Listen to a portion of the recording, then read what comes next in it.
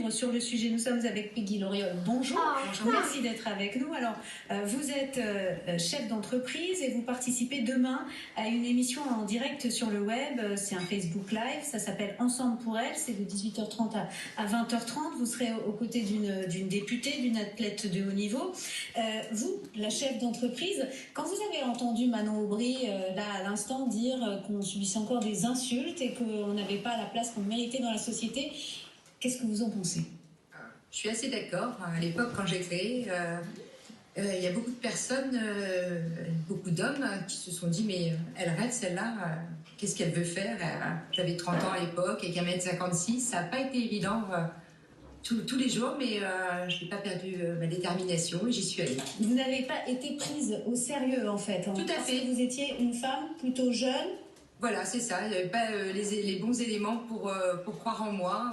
Heureusement, j'ai cru en moi quand même et j'ai foncé. Donc aujourd'hui, vous êtes à la tête d'une société de loisirs et puis vous avez aussi écrit un livre qui s'appelle « Moi, Mademoiselle, tout le monde » qui raconte une autre période de votre vie. Vous aviez à peu près 30 ans quand vous avez créé votre société. Ça, c'est un petit peu plus en arrière, vous avez 17 ans. Voilà. Racontez-nous, qu'est-ce qui vous arrive? Vous faites l'expérience de la violence conjugale? Alors tout à fait, il y a Morgane qui est le personnage principal du roman Moi, Mademoiselle, tout le monde, qui a 17 ans, qui va tomber follement amoureuse d'un beau garçon. Ce garçon va tout lui apprendre, l'amour et tout son apprentissage, mais petit à petit, il va devenir possessif, jaloux et violent. Et Morgane, au début, par amour, elle accepte. Elle accepte aussi après par peur.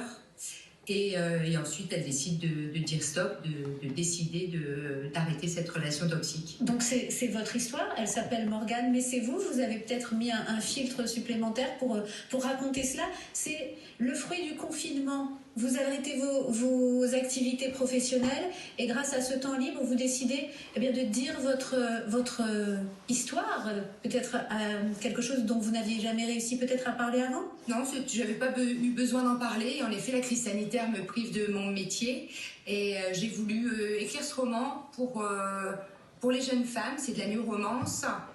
On sait que 47% des jeunes femmes qui subissent la violence de la part de leur partenaire entre 16 et 20 ans. La new romance, ça leur plaît, c'est ce qu'elles lisent.